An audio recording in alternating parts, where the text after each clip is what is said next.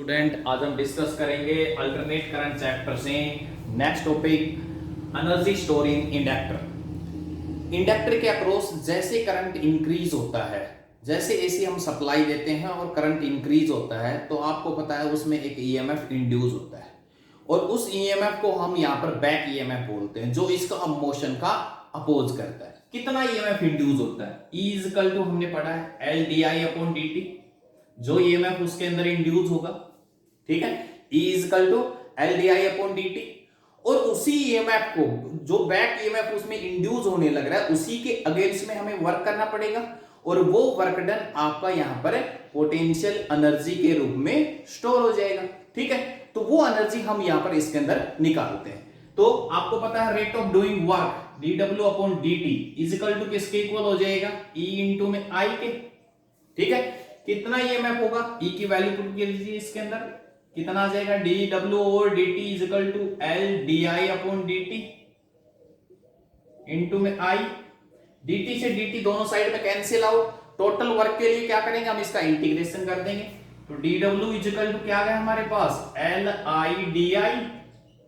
Total work के लिए हमने इंटीग्रेशन कर दिया तो dw का w हो गया, L I का इंटीग्रेशन हो जाएगा I स्क्वायर बाई 2।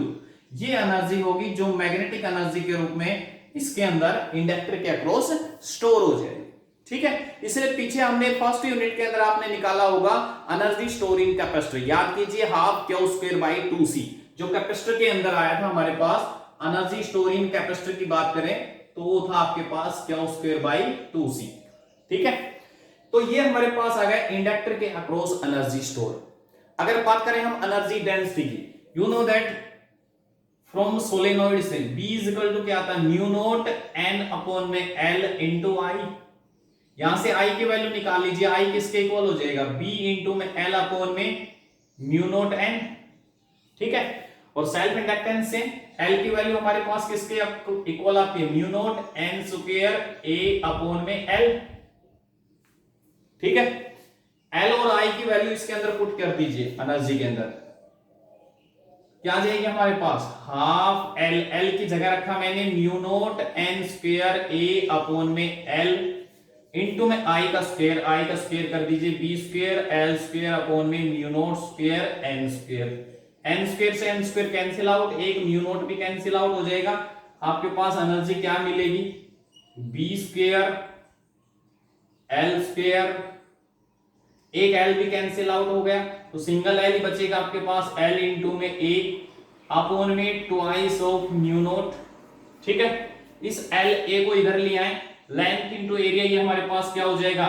वॉल्यूम। तो ये हमारे पास हो जाएगी energy density, energy per unit volume, ठीक है, जिसको हमने क्या नाम दिया है? एरिया इंटू लेंथ, किसके इक्वल हो जाएगी? B square by twice of mu naught, ठीक है।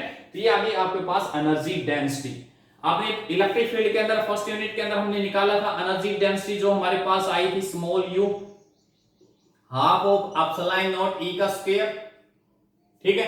तो यहां पर ये आ गई आपके पास एनर्जी डेंसिटी। ये थी आपके पास एनर्जी स्टोर इन इंडक्टर और ये क्या है? Energy density, energy per unit volume कितना होगा? B स्क्वायर अपॉन में ट्वाइस ऑफ म्यू नॉट, ठीक है। अब एक टॉपिक और हम डिस्कस करते हैं इसी के अंदर। नेक्स्ट आपके पास आता है LC ऑसिलेशन। LC ऑसिलेशन, तो यहां पर L इंडक्टर हो गया, C कैपेसिटर हो गया। LC ऑसिलेशन, तो L और C को पैरेलल में कनेक्ट कर दीजिए। ये हमारे पास L हो गया और ये आपके पास C हो गया। ये हमने यहां पर एक की लगा दी, ये बैटरी लगा दी, ठीक है, एक की यहां लगा दिया, ये हमने सेल लगा दिया यहां पर, ठीक है। ये कैपेसिटर हो गया, ये इंडक्टर हो गया, ये K1 की हो गई, ये K2 की हो गई, ठीक है भाई। अब देखिए सबसे पहले इसके अंदर एलसी ऑसिलेशन के अंदर एल और सी दोनों को पैरेलल में कनेक्ट किया। आप सबसे पहले इसके अंदर जो वर्किंग सुनिए ध्यान से, इसके अंदर सबसे पहले फर्स्ट ऑफ ऑल हम K1 की को क्लोज करेंगे। जैसे K1 की को क्लोज किया, कैपेसिटर आपका चार्ज होना शुरू हो जाएगा। जैसे कैपेसिटर आपका फुली चार्ज हो जाएगा, सर्किट के अंदर से करंट फ्लो करना बंद हो जाएगा। तो उस केस में आप जैसे इसमें कैपेसिटर आपका फुली चार्ज हो जाए, ये की को यहां से ओपन कर दीजिए और फिर यहां पर इसके अक्रॉस क्लोज कर देंगे। ठीक है, जैसे ही जो एनर्जी अब यहां पर कैपेसिटर के अक्रॉस एनर्जी, जैसे हमने K1 की को क्लोज किया था, यहां पर कैपेसिटर के अक्रॉस एनर्जी स्टोर हो गई थी। ठीक है, इलेक्ट्रिक एनर्जी। अब जैसे ही इस की को ओपन करके इसको क्लोज करेंगे, तो जो एनर्जी यहां पर स्टोर हुई है, ठीक है, वो यहां पर अब इस कैपेसिटर की डिस्चार्जिंग शुरू हो जाएगी।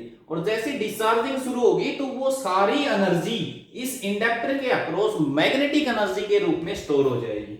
ठीक है, क्योंकि आपको पता है जैसे आपने इस की को क्लोज करेंगे तो यहां पर कैपेसिटर की डिस्चार्जिंग शुरू हो जाएगी, फ्लक्स चेंज होगा, ईएमएफ इंड्यूस होगा, वो इसके मोशन का अपोज करेगा। ठीक है, तो यहां पर जो आपके पास है, जैसे जितना भी एनर्जी यहां पर स्टोर हुई है, वो सारी एनर्जी यहां पर मैग्नेटिक एनर्जी के रूप में स्टोर हो जाएगी। ठीक है, अब उसके बाद फिर रिवर्स डायरेक्शन में आपका रिवर्स डायरेक्शन के अंदर आपके पास दोबारा से कैपेसिटर की चार्जिंग शुरू हो जाएगी। ठीक है, और फिर यहां पर जैसे जो भी एनर्जी यहां पर मैग्नेटिक एनर्जी के रूप में स्टोर हुई थी, वो सारी एनर्जी फिर इस साइड से कैपेसिटर के फिर दोबारा चार्ज हो जाएगा। और ये प्रोसेस आपका बार बार रिपीट होता रहेगा। अगर कुछ भी एनर्जी का लॉस नहीं होता है, तो यहां पर हमें ऑसिलेशन जो मिलेगा वो हमें मिलेगा अनडैम्प ऑसिलेशन। यहां पर हम दो टाइप के ऑसिलेशन इसी के अंदर स्टडी करेंगे। एक तो हमारे पास आ गया अनडैम्प ऑसिलेशन। अनडैम्प ऑसिलेशन में क्या हो रहा है कि एनर्जी का लॉस ही नहीं हो रहा है, तो इसमें जो ऑसिलेशन होगा वो इस टाइप का मिलेगा आपके पास। ठीक है, जो इसका एम्पलीट्यूड है वो आपका कॉन्स्टेंटली रहेगा, क्योंकि एनर्जी का लॉस ही नहीं हो रहा है। और अगर मान लो यहां पर कुछ परसेंट एनर्जी का लॉस हो जाता है, कि जैसे हमने कैपेसिटर के अक्रॉस एनर्जी थी, उसमें से थोड़ा बहुत लॉस होकर इंडक्टर के अक्रॉस आ गई, फिर इंडक्टर से कैपेसिटर के दोबारा रिवर्स डायरेक्शन में चार्ज हुआ, तो एनर्जी फिर लॉस होगी। तो ऐसे बार बार जब एनर्जी का लॉस हो जाता है, तो उसको हम बोलेंगे यहां पर डैम्प ऑसिलेशन। ठीक है, और डैम्प के अंदर क्या होता है, एम्पलीट्यूड आपका लगातार डिक्रीज होता चला जाता है। ठीक है, ये आपका डैम्प ऑसिलेशन। अब अकॉर्डिंग टू किरचॉफ यहां पर कितना पोटेंशियल ड्रॉप हुआ, क्या हुआ इसी, और इंडक्टर के across minus L D I upon D T, कितनी फ्रीक्वेंसी होगी उसकी फ्रीक्वेंसी और निकालते हैं इसी के अंदर। ठीक है, इज इक्वल टू 0। अब देखिए हमने सेकंड यूनिट के अंदर पढ़ा था current I is equal to किसके इक्वल होता है, rate of flow of charge d के अपॉन डी, लेकिन यहां उल्टा होगा, माइनस डी के अपॉन डी होगा। क्यों होगा, क्योंकि जैसे आपने इस की को क्लोज किया, K2 की को, जैसे K1 को ओपन करके K2 को क्लोज करते हैं, तो जैसे जैसे करंट बढ़ता है तो यहां से चार्जिंग डिस्चार्जिंग होती है इसकी शुरू, मतलब चार्ज आपका कैपेसिटर के अक्रॉस डिक्रीज होता चला जाता है और करंट की वैल्यू बढ़ती है। तो इसी वजह से साइन हम यहां पर क्या लेंगे, माइनस का। इसका एक बार डिफरेंशिएशन करेंगे, क्या मिलेगा आपको, डी आई अपॉन डी टी। क्या मिलेगा आपका डिफरेंशिएशन, आई का होगा d I upon D t is equal to minus d square Q upon में डी टी स्क्वायर। ठीक है, ये वैल्यू आप इसमें पुट कर दीजिए, क्या मिला आपको, q by c minus L D I upon D T की जगह क्या रखेंगे, माइनस माइनस हो जाएगा plus D square Q upon में D T square is equal to 0। इस इक्वेशन को आप ऐसे भी लिख सकते हो, डी स्क्वायर क्यू अपॉन में डी टी स्क्वायर, इसको एल से डिवाइड कर दो, क्या मिलेगा, क्यू अपॉन में L C is equal to 0। ठीक है, डी स्क्वायर एक्स अपॉन में डी टी स्क्वायर प्लस में omega square x is equal to 0। ये आपने पीछे पढ़ा है इक्वेशन ऑफ हार्मोनिक ऑसिलेटर की, जो इक्वेशन होती है वो ये होती है। इस इक्वेशन को इसके साथ अगर हम कंपेयर करते हैं, ठीक है, तो हमें क्या रिजल्ट मिलेगा कि omega square is equal to 1 by L C and omega is equal to 1 by root L C. ठीक है, तो ओमेगा किसके इक्वल होता है, 2 pi times the frequency 1 upon root L C. ठीक है, तो फ्रीक्वेंसी क्या आ गई, mu is equal to 1 upon में 2 पाई अंडर रूट एल सी।